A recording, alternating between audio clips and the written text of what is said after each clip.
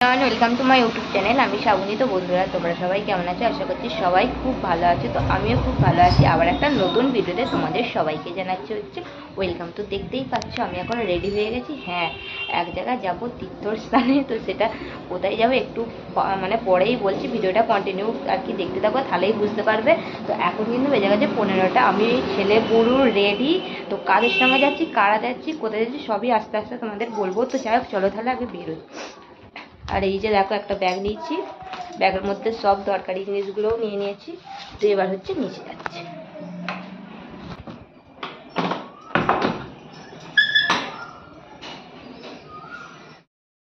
আজকে ঘুম থেকে উঠেছিলাম অনেকটাই ভোর ভোর, যেহেতু এক জায়গায় যাওয়ার কথা ছিল সেই জন্য। তো সকাল থেকে একদমই ভিডিওটা অন করতে পারিনি। আর যেহেতু কাজের মধ্যেই ছিলাম আর তাড়াতাড়ি সব কাজগুলো মিটিয়ে নিয়েছি, সেই জন্য একেবারে রেডি হয়েই চলে এসেছি। আজকে অন্যদিন স্নান করে এসে প্রথমে ঠাকুরকে প্রণাম করি, তো আজকে সেটাও করিনি। একেবারে রেডি হয়েই এসেছি মায়ের কাছে প্রণাম করতে। এখন এই যে দেখো, আমাদের বাড়ি থেকে কিছুটা এগিয়ে এই যে বাস ধরার জন্য বেরিয়ে পড়েছে। আর আমাকে এগোতে দিয়ে আসতে যাচ্ছে হচ্ছে আমার বর। আর তার আর কি ওর সাইকেলেই আমার ছেলে বসে বসে আর কি যাচ্ছে। তো তারপর দেখো উঠে পড়েছি বাসে। তো বাসে করেই আর কি যাবো। তো যাবো হচ্ছে কোথায়, চলো বলে দিই। তো রাস্তাটা সবারই খুব চেনা চেনা লাগছে না? তো হ্যাঁ বন্ধুরা, যাচ্ছি আমি দক্ষিণেশ্বর। এখন আমরা কিন্তু আছি বালি ব্রিজের মধ্যে। তো হচ্ছে কি, যাচ্ছি হচ্ছে আমার মা, দিদি, জামাইবাবু, আমার ভাই আর আমি আর আমার ছেলে। তো হঠাৎ করেই জানো তো প্ল্যান করে ঠিক হলো যে চলো সবাই মিলে যাওয়া যাক দক্ষিণেশ্বরে। আর মনে শান্তির জন্য সব তীর্থস্থানই যেখানেই ঠাকুরের মন্দিরের কাছে যাওয়া যাক না, মনের খুবই একটা শান্তি অনুভব হয়। তো সেরকমটাই আমাদেরও এরকমটাই হচ্ছিল। আর আজকের দিনটা খুব দারুণ। তো আগেই চলে গেছে মা আর দিদিরা, সবাই উঠেই গেছে। তো লাস্টে পড়ে গেছি আমি আর সঙ্গে আমার মা। তো আর ভিডিওটা করে দিচ্ছিল হচ্ছে আমার ভাই। আর আজকের ভিডিওটা সমস্তটা আমার ভাই করে দিয়েছিল, খুব একটা অসুবিধা হয়নি। অন্য অন্য দিনে আর কি নিজেকেই ভিডিও করতে হয়, নিজেকেই শ্যুট করতে হয় এরকমটা, কিন্তু যখন আমার ভাই ছিল সেই জন্য একটু আজকেও অসুবিধা হয়নি। তো তারপরে দেখো, এই যে হাইওয়েটা করে দিয়েছে তার ওপর দিয়ে এখন হচ্ছে আমরা হেঁটে হেঁটে যাচ্ছি। তো আমাদের বাড়ি থেকে কিন্তু দক্ষিণেশ্বরে আসতে আধ ঘন্টা কি পৌনে 1 ঘন্টা এরকমটাই পুরো পাক্কা সময় লাগে, জানো তো। আর হচ্ছে গিয়ে ব্যবস্থাটা করে দিয়ে না খুবই ভালো হয়েছে। কেন বলো তো, আগে খুবই কষ্টকর হতো, হেঁটে পুরোটা যেতে হতো না, সেই জন্য। তো এখন একদমই হাঁটতে হয় না। তো এইটাই।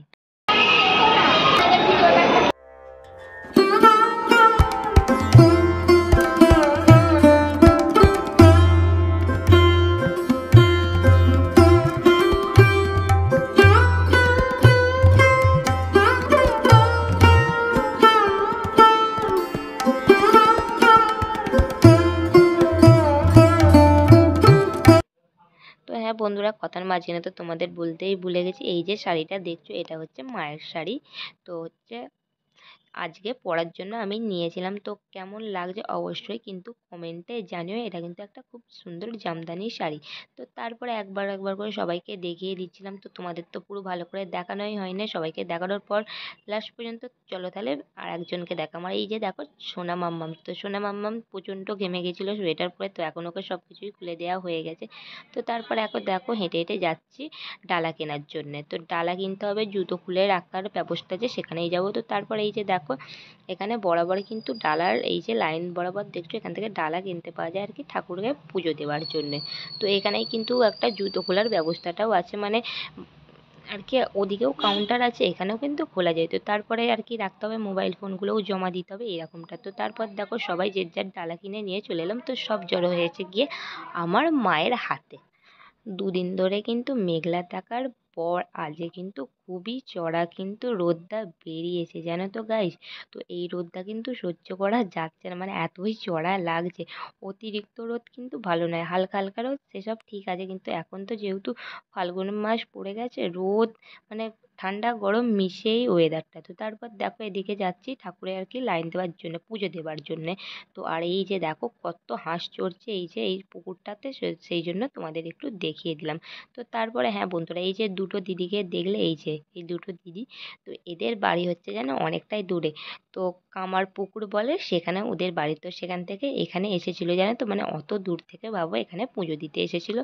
আর সেই দিদিগুলো পুরোটাই আমাদের সঙ্গে ঘুরেছিল। তো আমরা এখান থেকে হচ্ছে আদ্যাপীঠ, বেলুড় মঠ সব জায়গাতেই ঘুরবো, তো সেখানেও ঘুরেছিল। আর দিদিগুলো খুবই ভালো জানো তো, মানে হঠাৎ করে চেনা আর হচ্ছে অচেনা এরকম একটুও যেন বোঝা যাচ্ছে না, যেন মনে হয় অনেক দিনেরই চেনা।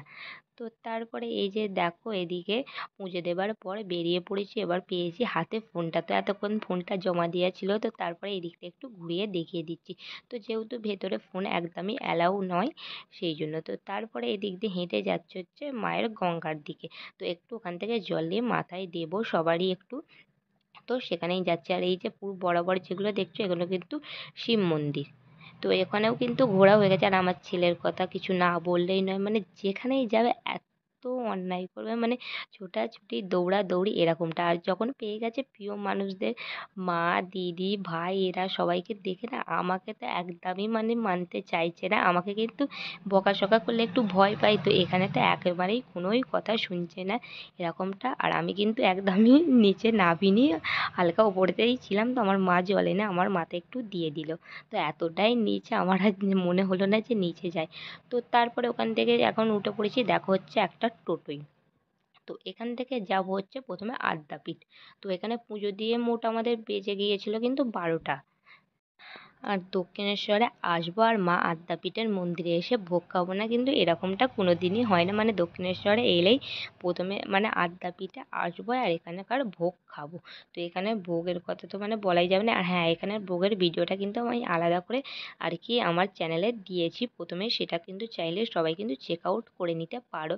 তো তারপরে সোজা চলে যাচ্ছি কুপন কাটার জন্য। তো কুপনটা দিদি ওদিকে দেখো কাটতে চলেও গেছে। আর এই যে দেখো মা আদ্যা মা। আর এখানে সবসময় কিন্তু গেট খোলা হয় না, তো এখানে একটা টাইম দেওয়া থাকে। তো আর হচ্ছে মায়ের গর্ভগৃহটা কিন্তু খোলে হচ্ছে গিয়ে পুরো ঘড়ি ধরে 3টের সময়। তো তারপরে আমরা এই যে ভোগ খেয়ে এখন চলে এসেছি একটু রেস্ট নিতে। তো এখন এখান থেকেও আমরা কিন্তু বেলুড় মঠে ঘুরতে যাব। তো সেখানে গেট যেহেতু খোলে আর কি 3:30 4টের দিকে, সেই জন্য আমাদের খাওয়া মিটে করতে মানে ওই 1টার মধ্যে সবই মিটে যায়। সেই জন্য কী করবো, একটু সবাই মিলে বসে রেস্ট নেওয়া হচ্ছিল। আর তারপরে এই যে দেখো দুই ভাই বোনের মানে খুনসুটি খেলাধুলো মানে লেগেই আছে। তো এখন বেশ দুজনেই না খেলার মতো হয়ে গেছে, মানে সঙ্গী যেমন হয় না ভাই বোনের, সেরকমটা পুরো ঠিক হয়ে গেছে। তো এখানেও বসে খুবই খেলছিল।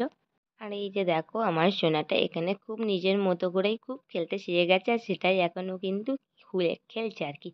তো তারপরে এই যে মায়ের গর্ভগৃহ যেটা বলছিলাম আর কি, এই যে দেখো এখান থেকে পুরো সরাসরি কিন্তু দেখা যায়। আর এখানে যেটা দেখছিলে মানে পুরুষ আর মহিলাদের কিন্তু ভাগাভাগি করা আছে ওখানে আরতিটা কিন্তু দেখার জন্য। তো তারপরে এখান থেকে আমরা বেরিয়ে পড়েছি। তো ওদিকে আমার ছেলেকে জুতোটা পরিয়ে দিলাম, ও তো মানে কিছুতেই পরতে রাজি না, মানে চারিদিকে দেখছো না আমরা সবাই জুতো পরে রেডি, মানে এখানেও তো জুতো জমা দেওয়ার ব্যাপার থাকে। ও কিন্তু ঠিক ছোটাছুটি করছেই, এরকমটা একটা ব্যাপার। তো এখান থেকে আমরা চলে যাবো এবার কিন্তু সোজা বেলুড় মঠ। আর হ্যাঁ বন্ধুরা, এর সাথে কিন্তু বেলুড় মঠের ভিডিওটা অ্যাড করছি না, কেন জানো তো, অনেকটা বড় হয়ে যাচ্ছে, সেই জন্য ওটা আবার আলাদা একটা ভিডিওই দেখতে পাবে। মানে এটাকে পার্ট 1, ওটা পার্ট 2 এরমভাবেই সিলেক্ট করব। তো তারপরে এখানে দেখো দক্ষিণেশ্বরে আবার চলে এলাম, এখান থেকে লঞ্চ পার হতে হবে সেই জন্য। তো তারপরে এখানে তো মেলা বসেছে, মেলা থেকে প্রথমে এখান থেকে যেটা দেখছো আমি একটা নিয়ে নিয়েছিলাম আর কি আসন, আর আমার দিদি নিয়ে নিয়েছিল হচ্ছে একটা আর কি ফল চাপা দেওয়ার। তো তারপরে লঞ্চের টিকিট কেটে আমরা এখানে দাঁড়িয়ে আছি। আমরা এলাম আর হচ্ছে গিয়ে একটা লঞ্চ চলে গেল, তো সেই জন্য আমাদের একটু অপেক্ষা করতে হয়েছিল। তো তারপর আমার ছেলেকে দেখো যেটা হাতে দেখছো ওটা হচ্ছে ভোলে বাবার ডুগডুগি। তো বন্ধুরা ভিডিওটা এখানে শেষ করছি, দেখা হচ্ছে আবার পার্ট 2 নিয়ে। চলো তাহলে শেষ।